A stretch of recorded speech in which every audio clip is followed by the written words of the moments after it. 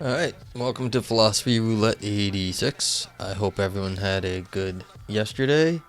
In Philosophy Roulette, we grab a random philosophy paper and read it and review it and see what happens.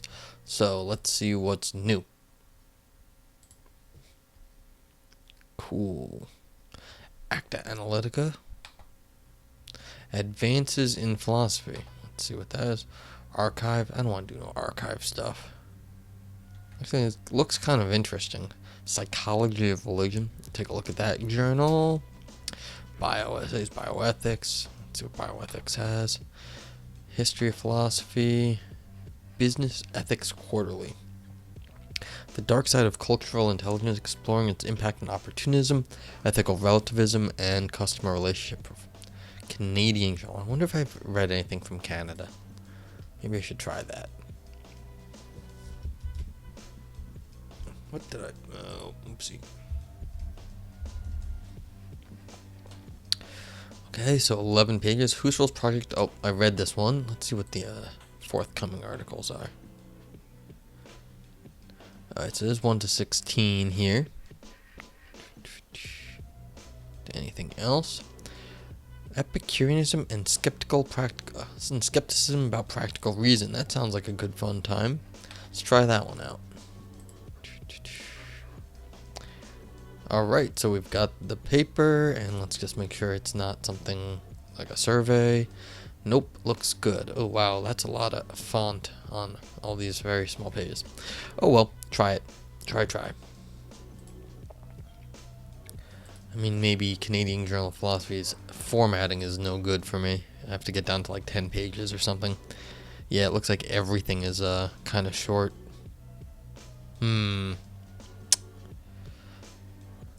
Let's see if there's anything. Yeah, alright, this worries me a little bit because it's looks a little long. But hey, let's give it a shot and see what happens.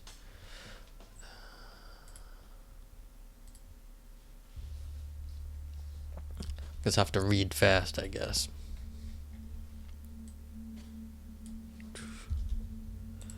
I don't like reading that fast.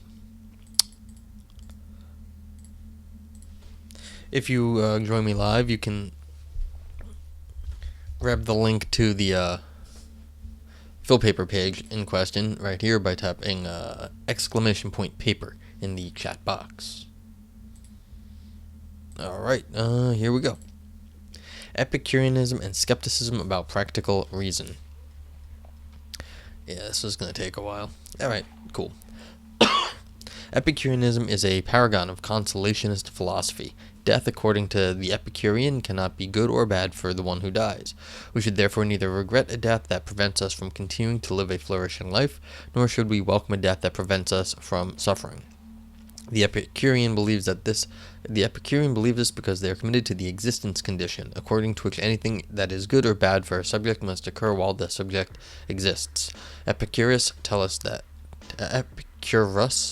us that death, therefore the most awful of evils, is nothing to us, seeing that when we are dead, death is not come, and when death is come, we are not. There are two arguments that we can extract from this passage, and each involves commitment to the existence condition as a thesis about value. The first argument is the no subject problem. If death were to be good or bad for us, then it would do so while we are dead. But when we are dead, we do not exist, and so we are unable to be harmed or benefited at all. This argument assumes the existence condition as a premise. The second argument is the timing problem. Anything that is good or bad or good for a subject must be good or bad for them at some time. Death cannot be good or bad for the subject at any time, and so death cannot be good or bad for the one who dies. The timing problem does not assume the existence condition, but instead leads to it as long as we run a timing argument against any posthumous state of affairs. But regardless of the Epicureans' preferred argument, they must hold the existence condition as a thesis about value if they want to maintain that death can never make the one who dies worse or better off.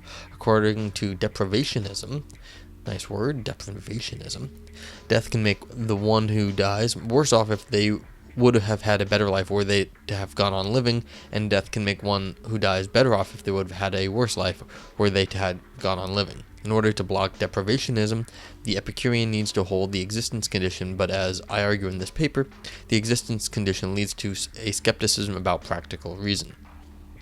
In the first section of the paper, I discuss the no subject and timing problems, and show how each requires that the Epicurean be committed to the existence condition.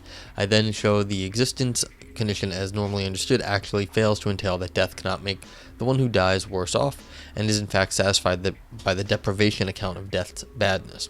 In the second section, I argue that the most plausible version of Epicureanism that denies deprivationism must hold the anti-modal existence condition, which precludes any mere possibility but any merely possible but non-actual states of affairs from being possible goods or bads at all.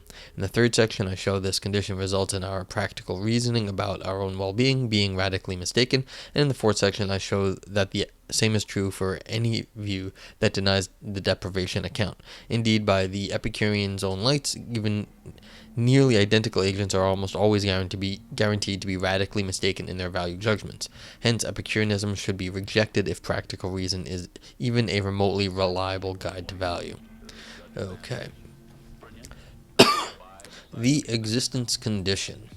The Epicurean holds that death cannot harm the deceased. As I understand the view, the Epicurean is making a claim about the state of being dead, and they are not making any claims about the event of death or the dying process. So while I often use the word death instead of the more laborious state of being dead throughout, I mean to be speaking of the state of being dead. Traditionally, the Epicurean position has been characterized by a commitment to the following condition on harm. Existence condition. A state of affairs harms a subject only if the subject exists at the time of that the state of affairs obtains. Some Epicureans hold a stronger experience condition. One extreme version comes in the form of a strong hedonism, according to which one must actually have a conscious experience of something in order to be harmed by it. A more moderate version is that one must be able to be causally affected by something in order to be harmed by it. However, in this paper, I focus on variants of the existence condition. Any experience condition would entail some sort of existence condition, given that one must exist in order to experience something or to be able to be causally affected by it. The problems that arise for the existence condition and its variants infect these stronger views and their variants. Okay, so the existence condition is more general, so let's talk about that.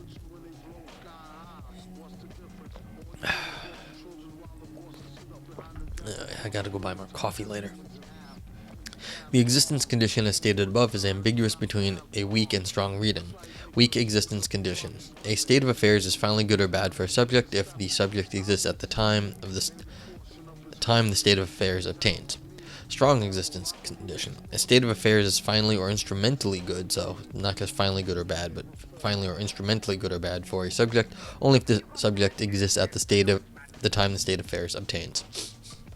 Here and throughout, I assume that states of affairs can obtain at fusion times, so a state of affairs can obtain at time t, but not at the fusion of t and some other time t star, even if that fusion contains t.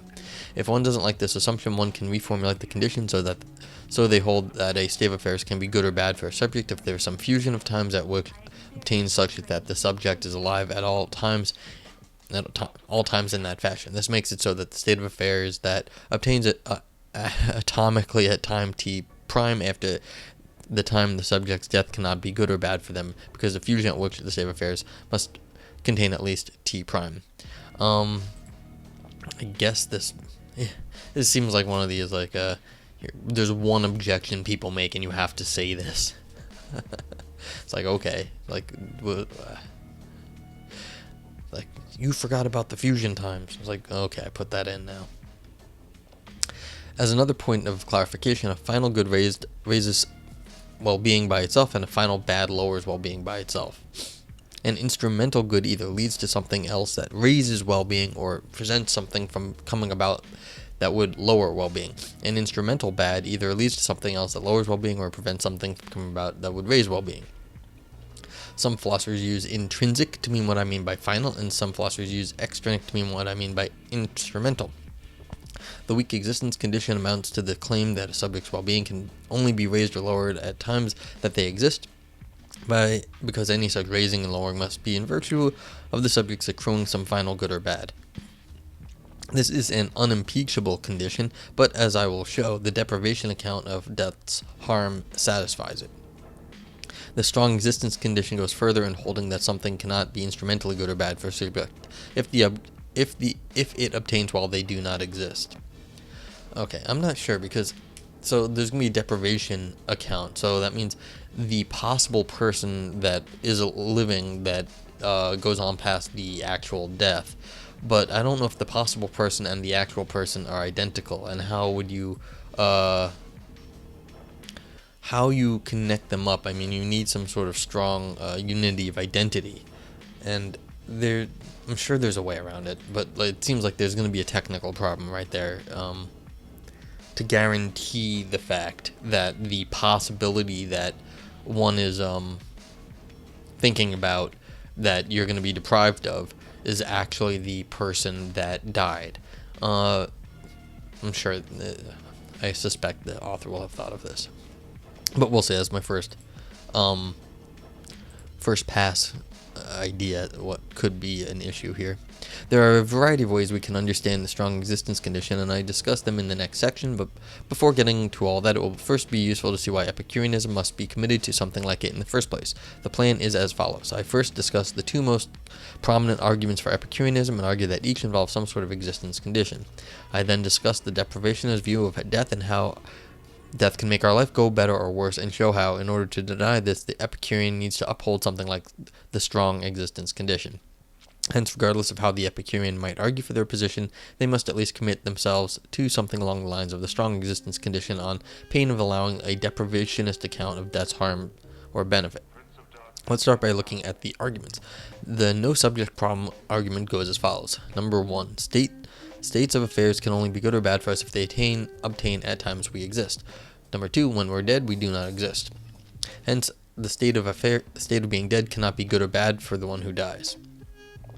This argument assumes the existence condition as the first premise, so any Epicurean that invokes it must be committed to the truth of the existence condition. The timing problem goes as follows. Anything that is good or bad for a subject can only be good or bad for him at some time. 2. There is no time at which death is good or bad for the one who dies. Hence, death cannot be good or bad for the one who dies. Following Ben Bradley, we can understand this argument as working by elimination. Given the first premise, the Epicurean looks to answer as to the time of death is purportedly good or bad for us, and argues that it is a bad answer. Understood in terms of the state of being dead as opposed to the events of death, some candidate answers as to when death is good or bad are priorism. The state of being dead is good or bad for the subject prior to the time of event their death. Concurrentism. The state of being dead is good or bad for the subject at the time of the event of their death. Subsequentism. The state of being dead is good or bad for the subject after the event of their death. Eternalism. The state of being dead is eternally good or bad for the subject who dies. Fusionism. Philosophers. The state of being dead is good or bad for the subject at some fusions of times t and t star, where t is during the life of the subject and t star is after the event of their death.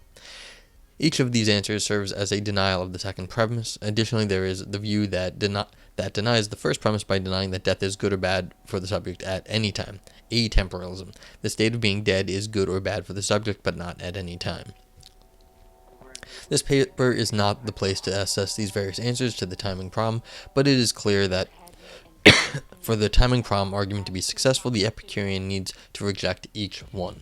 This means that they are committed to the claim that any good or bad must be good or bad for the subject at some time, and there is no time at which death is bad. However, the state of being dead is not a unique posthumous state of affairs with respect to the time it occurs. Indeed, any posthumous state of affairs, like the state of being dead, after the subject has died. It seems then that if the timing problem is successful against death being a good or bad, then it would be successful against any other posthumous state of affairs being good or bad. But to deny that any posthumous state of affairs can be good or bad for us entails an existence condition, setting aside states of affairs that obtain before our birth, which aren't at issue in this paper. This is because no posthumous state of affairs can be good or bad for us then the only states of affairs that can be good or bad for us are the ones that obtain while we're alive. Therefore, the timing problem, so long as it's treated as a problem for any posthumous state of affairs and not just death, leads to the existence condition. Okay, fine. So you need to, the time has to be co-concurrent with the existence, so the timing, then you get back to number 1 up here. So there's no time which is good, bad for the one who dies because of 1. So, makes some sense. Okay, fine. However, I won't discuss either the no subject problem or the timing problem because regardless of how the Epicurean argues for their view, they must be committed to the existence condition. In particular, something like the strong existence condition, if they would ensure that death can never make the one who dies worse or better off. To see this, it helps to think about the following sense of harm. Consider this harm D for deprivation. State of affairs X that it obtains at T in world W harms D, subjects S, and W defined as X obtains at T in world W, and the life of well-being of S in W is lower than the lifetime well-being of S in a relevant world where world V where X does not obtain. Okay, so something bad X, and so your well-being with no X then would be better. You'd be better off if X never happened. So it's a deprivation. Okay. If something harms D, so it's a deprivation harm, a subject, it does so because in a relevant possible world. See, this drives me nuts. I don't understand what counts as relevant possible world here. Like this notion of relevant. This is not unique to this author. It's just a general thing that makes me all curmudgeonly. Where that didn't obtain, the subject does better overall. And this goes to my relevant, is you're picking out worlds that you say are better for the agent, but you already have to know something about like the agent's future, which is very strange to say, well, I know the agent's future. I feel that we're getting out of the, I feel like the ontology, epistemology, and metaphysics are real questionable when you start picking out worlds you think matter for somebody as if you actually knew the future. Having one's arm chopped off is harmful D because one would have done better with one's arm. I don't know. I mean, this is one of those like sci-fi shows where you chop off your arm to get yourself like a prosthetic arm, and maybe you did it for the reason that will make you much more successful overall, and you're really not losing anything in that cyberpunk world because the metal arm really isn't really a problem in that area, in that world. Whatever. Yeah, I mean, that's a sci-fi silly example, but like still, you can always assume this, but I feel like what is the metaphysical status of this assumption that having one's arm is chopped off is harmful? I mean, it's like the people who like torture is bad, and they're like, well, I don't have to assume that, but in this sort of thing where you've got deprivation, you have to predict a future. It becomes very strange. I mean, I feel like I'm getting close to Pascal saying, look, you don't know that this is the best possible world where they didn't die or they did die or something X, but that's an assumption that we haven't argued for. Alright, let's continue. Sorry about being curmudgeon. Crucially, the possible world of comparison must be relevant. Okay, otherwise for any state of affairs, we can find some possible worlds of the state of affairs doesn't occur in the overall life well-being of the subject is higher. Just make the world of comparison a world of eternal bliss. Therefore, we need to appeal to worlds that are similar to the one in which... Similar. In what way is they similar? In what the state of affairs obtains. What counts as a similarity and relevance is a tricky issue about which I have nothing informative to say, so I'll appeal to an intuitive grasp of the conditions of relevance. See, this is the problem. This is exactly what I was saying. I have no intuitive grasp on the conditions of relevance here, and I never really did, so there's nothing I can appeal to. Yet it is clear that one constraint is that the subject is the same level of lifetime well-being W and V up until the state of affairs that harms D. Well, you defined it this way. I mean, that's so I don't really care. I mean, this is like by definition in the setup. Death can harm D by depriving subjects of good that they would have obtained had they gone on living. The best form of this deprivation theory is formulated in terms of possible worlds. Deprivationism. A subject's being dead at T in world W harms D if their overall lifetime well-being in W is lower than their overall lifetime well-being in a relevant possible world where they continue to live at T. See, it's very strange to just like sort of take a world and knock out one thing. From the logical side of things, it's sort of assumed that you can do such things, but I don't know. That's really strong metaphysics applying to the rest of the world. And it'd be incredibly hard to argue for, too. I mean, even, there's arguments against that. That death can make someone worse off in the sense that their lifetime well-being is lower than it is in a possible life in which they continue to live is sufficient to underwrite its possible badness. Moreover, if death can harm D, then it also can benefit D, where that is defined in terms of the subject having less overall lifetime well-being in a relevant possible world than they do in the actual world. This is enough to underwrite death's possible goodness. Deprivationism is compatible with the weak existence condition because it allows a subject's well-being is raised or lowered only during times at which they exist, and so it allows that a subject is finally benefited or harmed only at times that they exist. Deprivationism holds instead that the death harms instrumentally. When death harms us, it does so because it prevents various states of affairs from obtaining that would have raised our lifetime well-being. If the Epicurean wants to show that death cannot make the one who dies worse off in the sense of harming them, then they must deny that death can make it such that one's life has less overall well-being than would have had if they had gone on living. This is what I was saying about earlier about the who's going on living here, because in the actual world you're dead. So in this possible world it's not actually you, so you need cross world identification, but then you're sort of also denying the death. So you never died in that other world, so you didn't get harmed. There is no deprivation in that other world. In that world you just kept on going. So that version of you was never deprived. The one that died may have been deprived compared to another person, but that's not you. That was you in a different world. So there's the cross-world identification problem here too, because who exactly is it? If you're indexing, you're assuming that you're the exact same person somehow in all prior possible worlds, but not in all future possible worlds. And so I find that another sort of, this is the cross-world identity problem, I think, is gonna cause issues here, like right in this sort of area over here, because who is it that one's life? Who is this? Who is the one?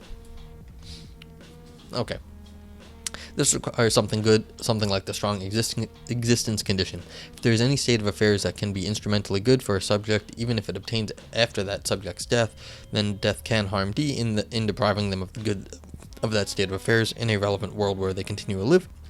That state of affairs can obtain and thereby increase the overall quality of the subject's life in that world such that it is higher than the overall well-being of their actual life. Yeah. So, actual life. That's the problem. I don't know how to identify relevant alternative lives. And then how do you not just identify them, but how do you make them the identity condition, going back to the actual one. I discuss in more detail how to interpret the strong existence condition such that it blocks deprivationism, but for now note that whether the Epicurean argues using the no subject problem, the timing problem, or some other argument, they must at least hold something like the strong existence condition, either as an assumption or assumption in or an entailment of their theory in order to block deprivationism. Yeah, I am not claiming that harm D is the only kind of harm. Perhaps death does not harm us in some other sense of harm, even though it makes it such that our actual life has higher overall well-being than it would have had otherwise. For instance, Harry Silverstein holds that the life-life comparisons, which are the ones involved in harm D, are changing the subject, and instead the proper comparison should be between a continued life and the state of being dead itself. Interesting. Such life-death comparisons might allow the Epicurean to say that death doesn't harm the subject when they're dead because the harm needs subjects in order to harm, even if death makes it the case that the subject's life has overall less well-being. Certainly there might be, so this is attacking the instrumentalism, I guess. Yeah. Certainly there might be some senses of harm such that death does not harm the one who dies in that proprietary sense, but harm D is a coherent notion, and the comparison between overall well-being in one's actual life and in a possible life one would have led are enough to rationally underwrite many of our attitudes towards death. Okay, so yeah, you can attack the instrumental position up here, but that doesn't mean instrumentality is a bad position. It would still hold on its own 2 feet. Even if you don't think it's the most relevant one, it's still a sensical one. If a subject's death makes their life have lower well-being than it would have otherwise, it can still be rational. So there's a rationality argument here, not a sensical or rational, I guess this author is going for. For them to regret their death and find it to be an evil. I mean, who's doing the regretting here? If a subject's death makes their overall life have higher well-being than it would have had otherwise, it can still be rational for them to welcome their death as a relief from suffering, so long as the deprivationist account can show that death can harm the one who dies, and then Epicurus has failed in offering us a consolationist philosophy. Recall that the Epicurean argument is supposed to establish that death is not an evil and is indeed nothing to us. But if death can make our life have more or less well-being than it would have had otherwise, then it is not nothing to us, it is something to us, given that we care about having more well-being than less. In the next section, I discuss the strong existence condition in more detail and sketch the most plausible interpretation of it. In the third section, I discuss how this version leads to skepticism about practical reason. In the last section, I discuss how any version strong enough to block deprivationism leads to such a skepticism. Yeah, this is going to be a longer paper. That's cool. I was thinking I was doing a lot of short papers, so I guess this serves me right. I had to get a long one eventually.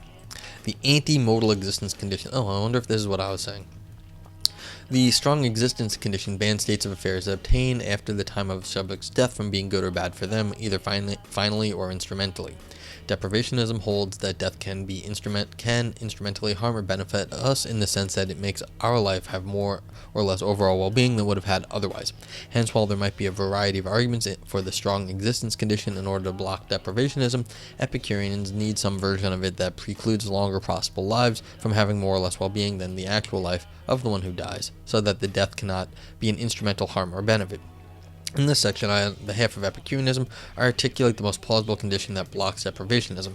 In the following section, I show how this condition leads to skepticism about practical reason. The weakest condition is one that simply bans possible states of affairs that obtain after one's death from being final goods or bads, but in order to avoid arbitrariness, it should also ban states of affairs obtained before the time of one's birth or death from being goods or bads. Modal existence condition. For any worlds W and V such that V is relevant to W, a state of affairs that obtains at time t in V is a final good or bad relative to S in W only if S exists in W at t. This condition entails that relative to a subject in a particular world W, possible states of affairs cannot have possible final value if they obtain before the time of the subject's birth or after the time of the subject's death in W. The subject's counterpart in some other possible world V can still experience happiness or sadness, undergo success or failure, and these things can still be finally good or bad for the counterpart. But such possible states of affairs cannot be final goods or bads relative to the subject W.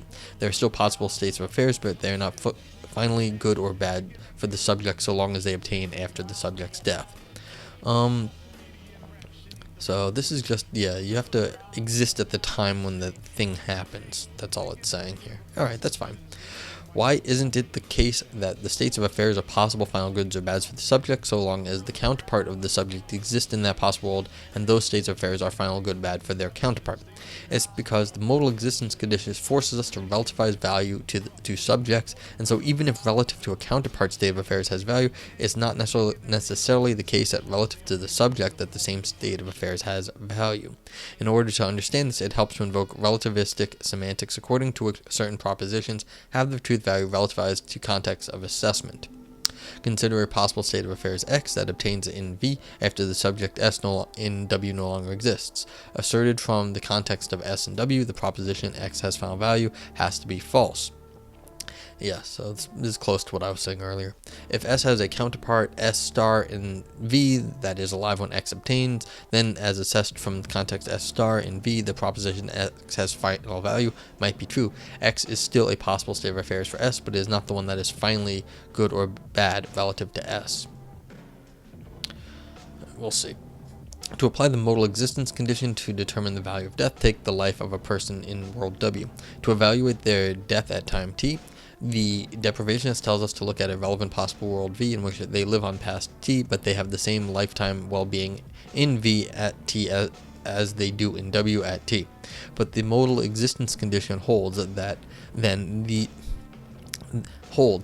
goods and bads that the subject obtains in world V after time T of their death in W cannot be considered good or bad from the standpoint of W, and so there is nothing to be deprived of in the first place. The value of a part of a different possible life that lies outside the actual lifespan of the person who dies is irrelevant to consider the value of the life of the person who does die. This is the person who dies. Yeah, why should they care about somebody else's life, even if it is very similar to them? The modal existence condition blocks deprivationism because if there are no possible final goods obtained after the time of death, then there are no possible goods of which to be deprived by being dead. Therefore, the subject cannot do better overall in a relevant possible world where they continue to live. Later in this section, we'll discuss a stronger condition that holds that no merely possible state of affairs can have value, and no actual state of affairs have value if they obtain outside the lifetime of subject. This stronger anti-modal existence condition, no merely possible state of affairs can have value, and no actual state of affairs. Okay.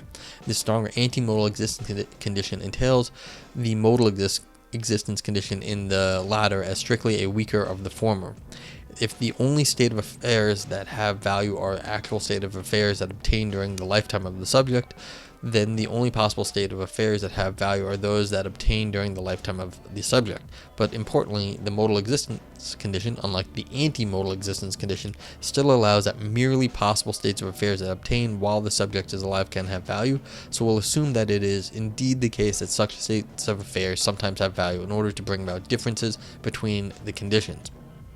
Okay, so what does this mean? Let's see. For example, the modal existence condition in action, take cases of hiking trip. Hiking trip. Subject S has been planning on hiking the Appalachian Trail for months. S drives many hours to the start of trail, listening to Neil Young's On the Beach for a reason S can't quite figure it out. After 17 hours, S finally arrives at the trailhead. S gets out of the car, takes a long sniff of the oak-scented air, and has a fatal stroke. If it weren't for the stroke, S would have lived on to finish the trail, enjoying the trip almost the entire time, but then died shortly thereafter from an infected blister. That's so sad. This is such a sad story. Given the modal existence condition, the possible life of S in which they hiked on the trail can be no better than their actual life relevant to that actual life. The mere possible moments of happiness and exercise of capacities are still possible states of affairs, but they are not possible goods. However, the modal existence condition is a non-starter. It allows for arbitrary divergences in the value of one and the same life when relativized to different worlds. Okay, I see what's going on. To get a grip on the problem, hiking trip is represented in figure 1. Ooh, pictures. I like pictures in philosophy. Yes, this sort of growing. This whole discussion is very growing blockish for universes.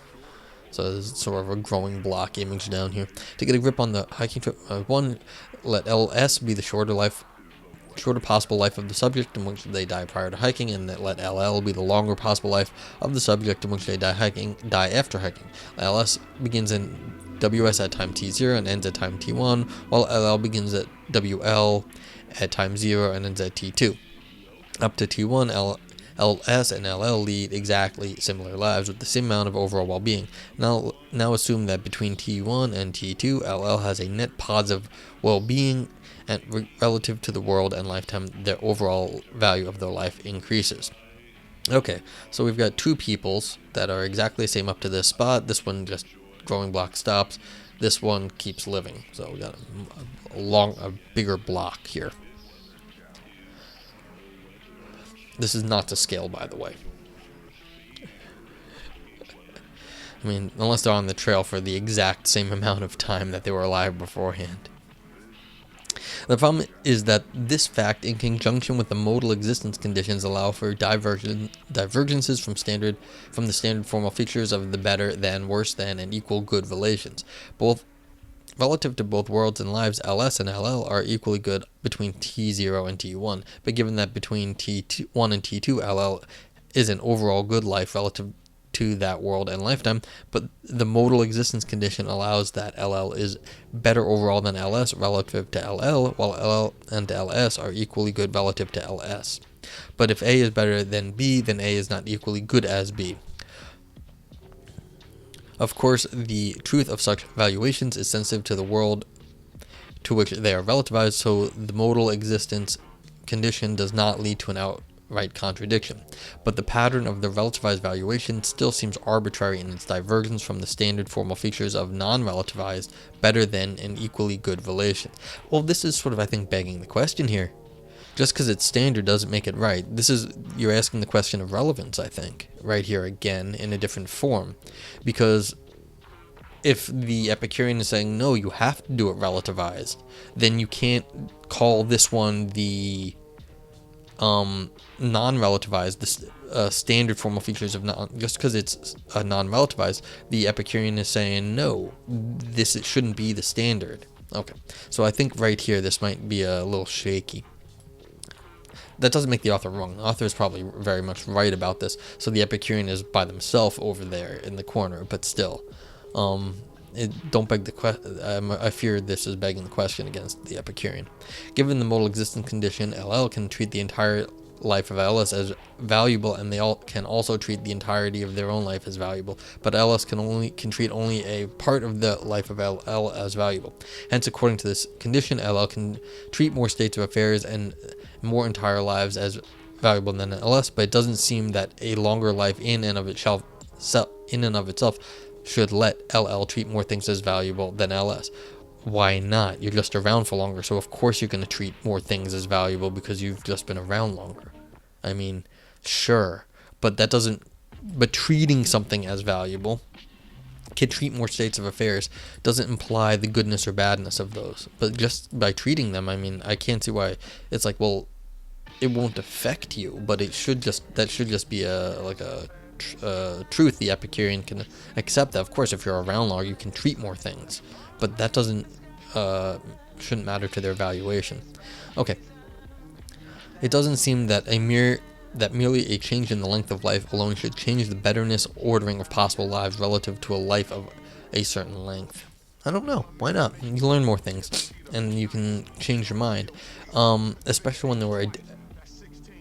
Yeah, so I'm a little skeptical here, but this is from probably the standard point of view, this is a reasonable argument. Okay. The argument suggests that the best version of Epicureanism will commit to something stronger than just the modal existence condition in order to rule out such arbitrary valuations.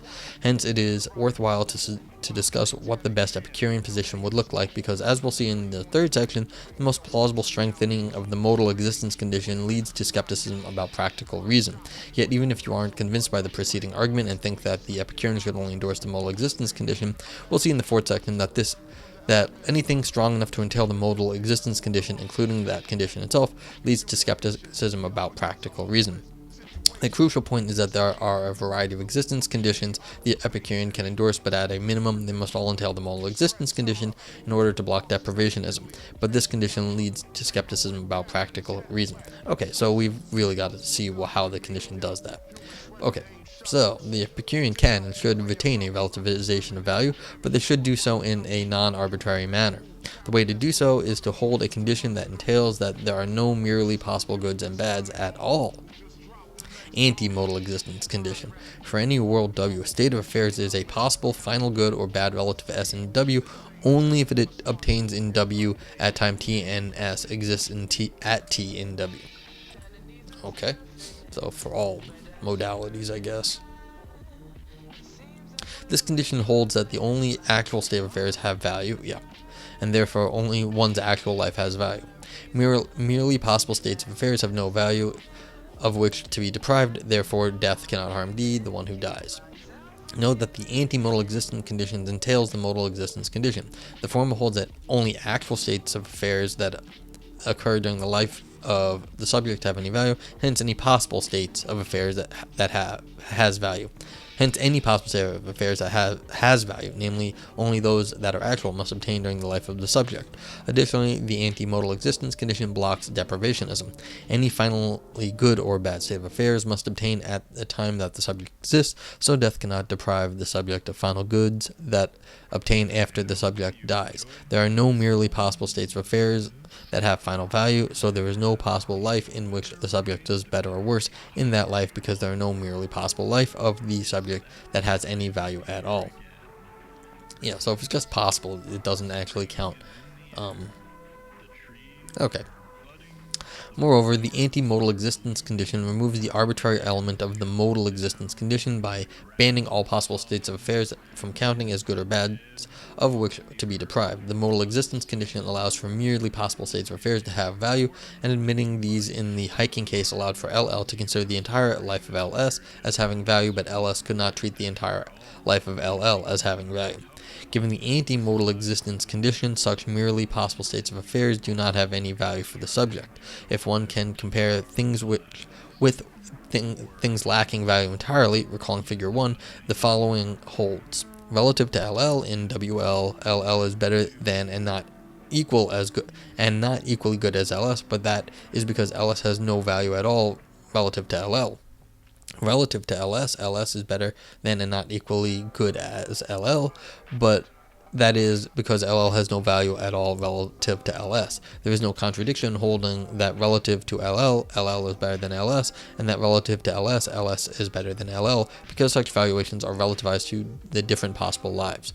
Crucially, unlike the pattern generated by the modal existence condition, this pattern is not arbitrary, given that the value is symmetrically tied to the actual life of the subject for whom it is valuable. In the next section, I argue that the anti-modal existence condition leads to a complete or near complete skepticism about practical reason, and should be rejected. Okay, good. So this is the whole setup, that you really need this anti-modal existence condition to block the argument from deprivation. In the final section, I argue that any view that denies the deprivation account will lead to such skepticism. Hence, any Epicurean view that secures that death cannot make our lives go worse must hold that we are radically mistaken in our practical reasoning. So they're going to say you have to predict possible lives anyway. We shall see, though. Alright, so I'm getting towards the end. It's not too terrible in length. And by terrible, I mean it's very reasonable in length. I guess getting over an hour, I start losing my voice, and terrible. The Epicurean is often accused of holding that there is no egoistic reason to continue living.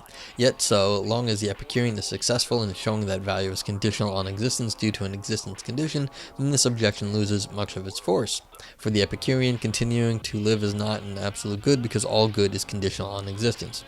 In this section, I argue against the conditional existence view of the Epicurean by arguing that the most plausible Epicurean condition on value, namely the anti-modal existence condition, leads to skepticism about practical reason. In the next section, I argue that this problem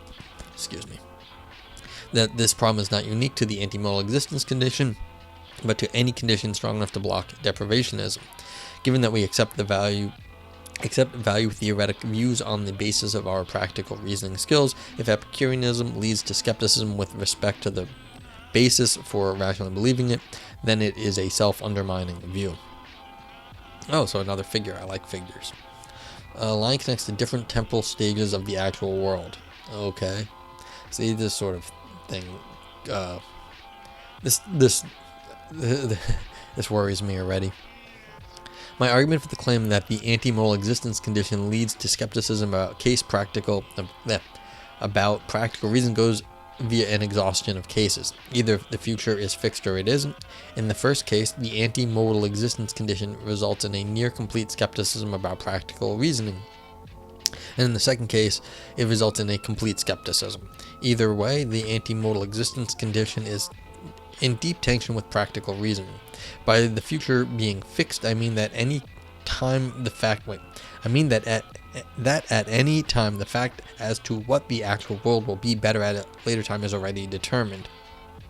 If the future isn't fixed, then there is some time t0 such that it isn't already a fact at that time the actual world will be at some later time t1.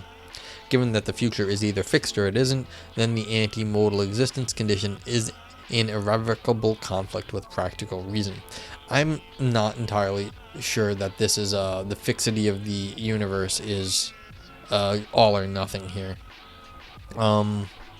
Most people assume it's one way or the other, but this is it is an assumption here that is not being really argued for. You just sort of think that you're going to have one or the other, but I have no actual I don't have an argument one way or the other about this sort of thing. So I'd love to see an argument saying, because how do you predict the future is very hard. I mean, you've got probability, and then it's like I've discussed this recently about like how do you actually know what the universe looks like in the past before any humans existed. Well, we're predicting that the laws of nature somehow govern everything, but that begs the question of exactly what it is that we're talking about. If it was fixed now, then it's fixed in the past. Not entirely. How would we know what the past was like? We only know that it's fixed now, and so I don't actually know what fixed. Yeah. So I'm worried about the fixity, if it's all or nothing, and what it actually means to be fixed. Okay, so practical reason takes different possible situations to have value. Here's a concrete case. Deciding diner. At time t0, subject X is deciding what to cook for dinner at time t1. In thinking about what to eat, it seems that S can cook either shepherd's pie with black-eyed peas, lasagna with cashew puree instead of cheese, or mushroom and thyme quiche. That all sounds very good. I like this person. Whoever you are, you should make me dinner. Practical reason tells the subject that a dinner of shepherd's pie at T1 has possible value, and similarly for lasagna and quiche. The anti-modal existence condition says that at most one of these things can have value. Yeah, but I'm thinking there might be different sorts of value. Like when you're thinking about dinner, when you like feel better when you decide something, that's a value now. And so the possible ideas matter while you're alive, but not while you're dead, or not in the future. If the future is fixed, then from any time it is already a fact what the entire future will actually be. From the time of birth of a subject, there are no mere possible states of affairs that can be obtained, so given the anti-modal existence condition, there are no merely possible goods. See figure 2. There are only actual states of affairs and actual goods and bads. If the anti-modal existence condition is correct, then and the future is fixed, then we are almost always, if not simply always, radically mistaken in our valuations. But see, this is what I was just saying. We are not radically mistaken we're radically mistaken in what the future is if we actually thought we were worrying about the future. If we're thinking about what makes us feel good right now about what we're going to eat, then that's right now that we're feeling the goodness of the possible world. Like we enjoy thinking about what to eat in the future because that has an effect on us right while we're thinking about it. It's not actually about the future state. It's about what it decides now. And then when you get to the future, then you eat your dinner and you're happy. That's happy then. Okay, in deciding diner at T0, subject X takes all the different dinners that S can possibly make to have possible value. When is this value? Yeah, to have possible value, but when? Okay, but at most only the one S will actually end up making at T1 has any possible value relative to T0. In general, we take there to be a variety of possible situations with a variety of levels of value, when according to the anti-modal existence condition, at most only one can have value. The one that will actually occur. The anti-modal existence condition, therefore, will result in a near complete skepticism about our reasoning about our own welfare. I can see what this person's saying, because like if you can't make decisions about your future self, then you can't really reason about the future, and then it'd be sort of a reductio ad absurdum because we can't reason about future, which is the number one thing we usually are doing anyway. About like, when you say like what to eat, what should I do? I'd just say, going back to the value that I assigned to the possible conditions feeling good, I can say, look, then in the future, did it work out according to how I felt about things in the past? I update rule, like a update on my reasoning about how the amount of enjoyment I thought I'd have versus the amount of enjoyment I did have, and then I can know if I did something right or wrong, and so that way I can properly assign future thoughts value in the future so that I don't get disappointed by my past decision making. So if like I decided wrong about what to eat for dinner and it was not so good, then next time when I do it, then I'll think, oh, that was bad.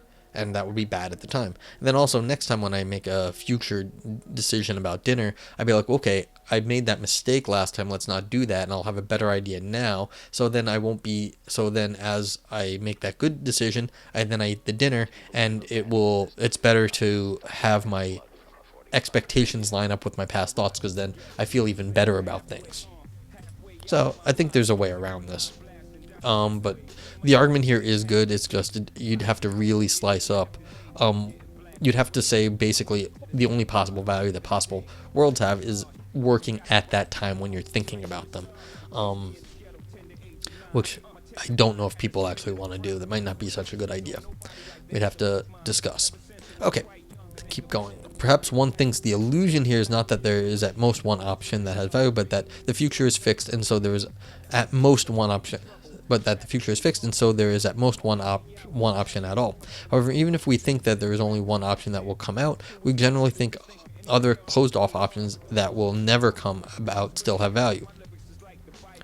Even if I know that I will never come to make lasagna, I still think about it would be good were I to make it. It is still something that would make my life better were it to happen. But the anti-modal existence condition doesn't license this thought that merely possible lasagna is not good for me at all. Yeah, that's fine. Moreover, Epicureanism still leads to skepticism about practical reason, even if the future is not fixed, and so there are multiple open options. If the future is not fixed, then there are some times such that there are distinct possible worlds into which the actual world might evolve at those times. Take times t0, such that the future time t1 is not fixed. Well, this is, I think, misleading. Not fixed, but you still think there's 5 equally probable options, and so you're just fixing it, but probabilistically. Then I worry about this. Is what I was worried about earlier in that earlier picture. This is what I'm worried about. They're still thinking it as of the future as discrete, even though it's not fixed. It's still discrete in certain ways. Okay, so that sort of thing slightly worries me on a technical level.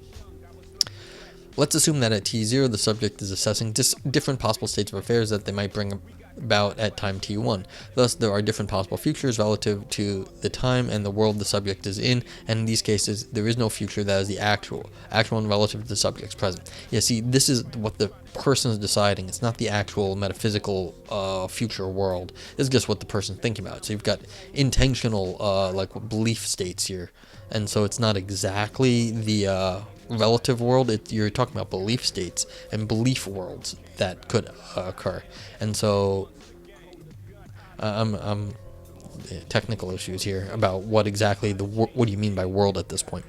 Thus, there are different possible futures relative to the time and world the subject is in, and in these cases, there's no future that the actual one is relative to the subject's present, but the actual future has yet to be determined, and then given the anti-modal existence condition, there cannot be any possible good in any of these scenarios because it is not yet determined which will be the actual one. Yeah, and this is the discreteness issue, because you think there's going to be a few, but that doesn't actually mean that that's how unknown future is set up. For instance, if in deciding diner the future at time at t1 isn't fixed at t0, then subject S considers all the different possible dinners to possibly have possible value, but according to the anti-modal existence condition, none of them do. This is not to say merely that the different dinners do not yet have actual value, but that they might have value were they to become actual. The anti-modal existence condition entails that none of the possible dinners even has possible value that might become actual value. If the anti-modal existence condition holds, then when a subject is deliberating about possible situations, they will be radically mistaken. They will take there to be possible value in the different potential outcomes when none of them has any possible value whatsoever. Yeah, so if you're arguing about a state of the world that you don't think even exists because the future is not fixed, then you're considering nothing. How could nothing have value? Yeah, again, my argument that you're not considering the future, you're considering how you feel about it now. Now, granted, that would be sort of not what people respond to if what you ask them about how they're reflecting. But I think I've thought this before. I was just like, nope, I'm deciding about how I feel about things now, not how I feel about things in the future. So yeah, I definitely did think about that at some point. And so when I'm deciding, I'm not actually deciding for my future self, because how would I know what future me wants? But I'm deciding about how I feel about it now, and I hope my future self looks back on past self and thinks past self was at least being reasonable. Okay, and so this is that's how I get around this sort of a problem. Either the future is fixed or it isn't. So can I really worry about future Noah? Future Noah doesn't exist. So, but I have looked on myself in the past. So the idea that I'm going to continue to exist, I think, is the Epicurean countenance, because again, that idea sort of is comforting. People like to think that they're not going to die, that they're going to exist. So or at least I've never died before, so it is slightly irrational to think I'm going to die soon, because it seems like an unusual thing to have happen. So I can feel good about my decisions now, assuming that things continue as they have been now, and I can feel good about making reasonable decisions now and feel good about it now, because I should assume that nothing is going to go crazy in the next, I'm not going to drop dead of like on the Appalachian Trail example. Okay, either the future is fixed or it isn't, so the anti-modal existence condition results in a complete or near complete skepticism about our reasoning about our own welfare. If this most plausible version of Epicureanism were true, then almost all, if not simply all, of our valuations of our own future welfare are radically mistaken. Yet practical reason seems to be our best guide to value in the first place. How could we come to know whether death can harm us if we do not have even a basic sense of what makes our life go well? If it were true, then this most plausible Epicureanism would undermine the best source of evidence for assessing its truth. Yeah, well, I'm thinking some sort of Bayesian update. Like, you're always looking at the past, but you want to, at every given point, have the best position for making a decision right now. And so the decision right now depends on what you've done in the past, and that way you can have this sort of only past-looking valuation scheme, but you only look at things in the past as evidence for how you decide things now, but you're not actually deciding things about what is going to happen in the future. You want to make the best decision now, and that's how you get your practical reason back. Okay, yet, is this really a problem for Epicureanism as such, or is it just an issue with the anti-modal existence condition? Might there be other versions of Epicureanism that don't have its implausible consequences for practical reasoning, but still entail that death doesn't make the one who dies worse off in the sense of harming deprivationally them? Perhaps the Epicurean could hold that additional life can be good, but that death cannot be bad. Or maybe they could say that death can be a harm for a person but not a harm to them. Or maybe they could believe that either the process of dying or the event of death is bad, but the state of being dead isn't. Against these suggestions, I argue that any view that is strong enough to secure that death cannot harm deprivationally us leads us to skepticism about practical reason. As I said at the beginning of section 2, any view that denies deprivationism must hold at least the modal existence condition. Deprivationism holds that death cannot harm or benefit us in the sense that death can make it such that our lives have higher or lower total well-being than it would have had if we had gone on living. The modal existence condition blocks longer lives from having more or less value relative to the subject who dies, and so, if true, death cannot make it such that our lives have more or less well-being than they would have had otherwise. Hence, Epicurean must either posit the modal existence condition directly or posit a stronger condition like the anti-modal existence condition that entails it. However, any view strong enough to encompass the modal existence condition leads to skepticism about practical reasoning. If our decisions never had an impact on the overall quality of our life, then choosing between them would lose much of their meaning. This holds for both pivotal decisions about careers and family, but also for banal decisions about whether to eat lasagna for dinner or whether to try and think up a more interesting example. But those very decisions affect the length of our lives in drastic ways, of which we are almost always unaware. The decision to eat lasagna or to linger over a sentence, not to mention more momentous decisions about career and family, help determine in radically unpredictable ways how long our life will be. Yeah, I mean, this is going back to what I said. I think I have a way out of this. At least, I don't know if I have a way out. I guess this is how I've sliced it up in the past. Okay, but the author is, given the author's position, I think they're arguing well, and it's like their conclusions like follow. So this is like a well-argued paper, despite my being a curmudgeon and not believing anybody about anything. This is, on the most reasonable perspective, I think this is a good argument. So, okay. So the problem is, if you really can't think about the future, then you can't make any decisions about the future. Then what the heck are we up to? And then reductio on the Epicurean theory. Okay, schematically we can represent practical reasoning as choosing between options that lead to a range of different possible lives. Practical reasoning works in part by choosing options based upon the estimated expected value of outcomes, which is a function of the potential value of an outcome and its probability. Without loss of generality, we can assume for the purposes of the argument that this function is simply the product of the value of the outcome and its probability. Yeah, just throw values on the future. It doesn't even matter.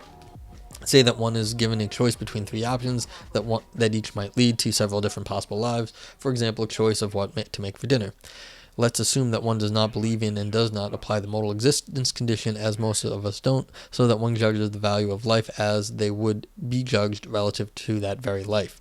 Moreover, let's assume that one is a perfect judge of the chances and amounts of well-being, and that one assesses the options as follows. See, you don't have to be a perfect judge. You just have to assume, like, this is why I say you can throw any amount, but you just have to assume this is the actual world. This is a metaphysical setup. You're not actually, this is not epistemic. You're just throwing the number out there and be like, this is how it is.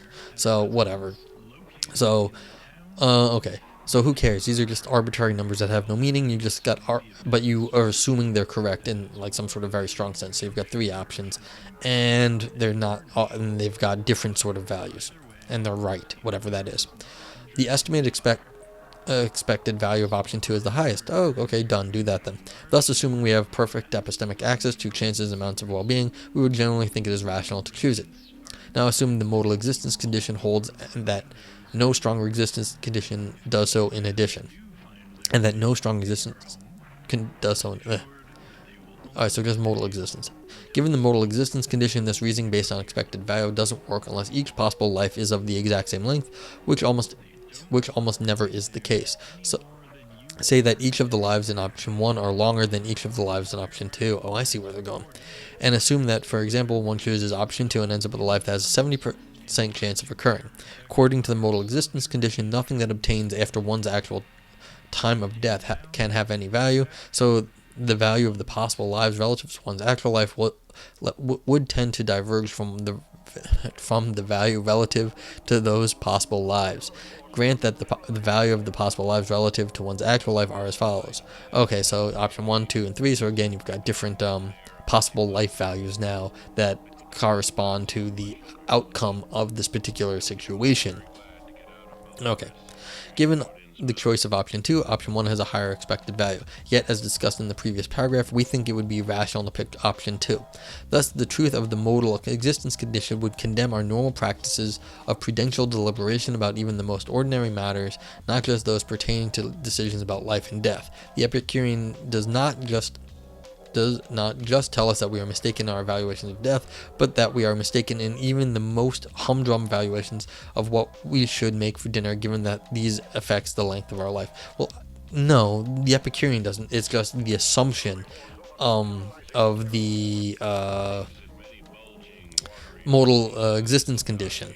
So the modal existence condition, since you're having constantly shifting lifetime values that you can't judge at the time of the decision making, then this undermines, since everything you do will only have a short-term gain and then also a long-term gain of your life. So this is your life length, and that's the total end game. And then this short-term game, you don't know how much the end of the life is adjusting with it. So therefore, you have no practical way of actually predicting this according to a theory given by the modal existence claim. Not really the Epicurean, but once someone assumes the modal existence.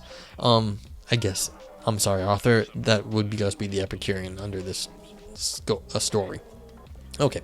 However, the more important point in this example, that this example brings out is that given the modal existence condition, okay. See, authors more clever than me. They know where they were going. The problem is if you ever give anything to read, like a lot of times I'll be like, what about this? What about this? You'd be like, that's in the next paragraph or in the next sentence. I know. It's like, this is what happens. That the modal existence is even a nearly identical Epicurean would be guaranteed to almost always be mistaken in their value judgments. The example shows that we will almost always be radically mistaken in our value judgments, even if we believe in Epicureanism and the modal existence condition, and even if we are perfect calculators of chances and well-being. Take such a calculationally perfect Epicurean, but assume, as will almost always be the case in real life, that they don't know the time of their death. So there is no way for them to know which option leads to the most expected value, even given that they apply the modal existence condition to calculate chances and well-being perfectly. For the sake of presentation, let us assume that the Epicurean agent has no evidence that will tell her how long she lives in each of these and the three options. Then the agent would presumably operate under the assumption that each option leads to a life of exact same length. This is just the probability assumption that once you don't know, you should just assign them equal length, but this is just a background assumption we make. I don't know if adding it in here isn't a problem for the argument and for the author in this paper. It's just another background theory that they're pulling in. But then given the modal existence condition, she would choose option 2 because that has the highest expected value under the assumption that all lives are of equal length, even though option 1 has the highest expected value given the length of their life were they to choose option 2. By the Epicureans own lights, a nearly identical agent who believed the modal existence condition would choose option 2, even though choosing it leads to less expected value than option 1. Of course, this example where all the options together canvass only 7 possible lives is just a toy. In the vast majority of cases, there will be a host of possible lives confronting the agent and very little information as to how long each possible life would be. Oh, so it's the end. Alright, cool. If the modal existence condition holds, then we are almost always mistaken in our calculations of expected value, and even given perfect knowledge of potential well-being and its chance of obtaining, let alone given our actual imperfect access to such facts. Adding further conditions that make the Epicurean view more compelling will only lead to greater skepticism, as evidenced by the problems of the anti-modal existence condition. Any implementation of Epicureanism strong enough to secure that death cannot make us worse off in the sense of it being unable to deprive us of goods will lead to a nearly complete or simply complete skepticism about practical reason. But if practical reason is hopelessly mistaken, then what guide can it be to choosing a proper view of the value of death? Epicureanism is self-defeating in undermining the epistemic basis for rational belief in itself. I have more confidence in our practical reason has a modicum of reliability than I do that death can never make us worse off. Okay, so then such concludes the reductio right here. Good paper, very good paper actually, I think. PhD at Rutgers. Yeah, it was a little work on your writing style. It was a little formulaic, but that's really okay. It's especially for philosophy papers. Better to have quality philosophy than worry about paper flow. But yeah. And that's not even to say it was poorly written. It was well written. It was just, I'm like, I wonder how old this person is when writing it. Just very, very smart, but needs to work on the this is just my complaints about reading things, because I can see when the authors are formulating things formulaically, just by reading a bunch of papers, and so it's like this is formulaic here, formulaic there, and it's, you get this a lot with logicians. They're thinking in terms of the logic, and then they're translating the logic into English, and the English that they write is not very, it doesn't flow because it's translated from basically a foreign language without rethinking if it can be done a different way. Okay, what was I just gonna say? Oh yeah, this my Bayesian argument here where I'm not actually worried about the future. I'm worried about making good decisions when I make them. I think actually does sort of counteract some of the last stuff that I was saying here, because you don't ever know the. Oh, that was my other word. Okay, so I had my Bayesian argument before that at any given point I want making good decisions, and so that means decisions when I make them have value to me because given the knowledge I use, then I get to update. I'm updating given previous decisions, and so I think I'm making the best decision at the time, which makes me happy that I'm making better decisions than I made in the past when I make the decisions now. And with the sort of reasonable knowledge that as long as I don't just like fall down dead, I will get to make even better decisions in the future, leading to the apparently longest, best life I could possibly live. Secondly, what was I just thinking about this? Oh, is this too strong a conclusion just in general? Like, perhaps this conclusion is just really, really, really, really strong because most all theories that sort of add up well-being don't know when your life is going to end, and so all theories that don't give a lifetime, like that can't handle the end of life, do they also fall to this sort of problem that because we never know when the life is, so we don't actually know what the overall well-being is? This just an argument against all sorts of consequentialism then? And so maybe this is a little too strong, because if it's just an anti-consequentialist argument, it's just the old, well, you don't actually know how to add up the best possible good, so this is just a particular version of the of Epicureanism. Okay, this was actually a pretty good paper, pretty well written. I liked it. Just because I'm curmudgeon doesn't really say anything bad about the paper, but this has gone on for too long at the moment, and so I'm done for now. Have a good day. I'll be back later. Stay safe, y'all.